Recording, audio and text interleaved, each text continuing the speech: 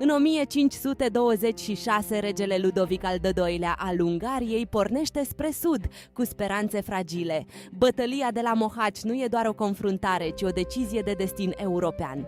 Când regele cade, regatul rămâne fără centru, iar nobilimea caută imediat o ieșire. Unii îl susțin pe Ioan Zapolia, sperând să păstreze tronul și să oprească haosul. Alții privesc spre Habsburgi, iar disputa devine o rană deschisă în centrul Europei.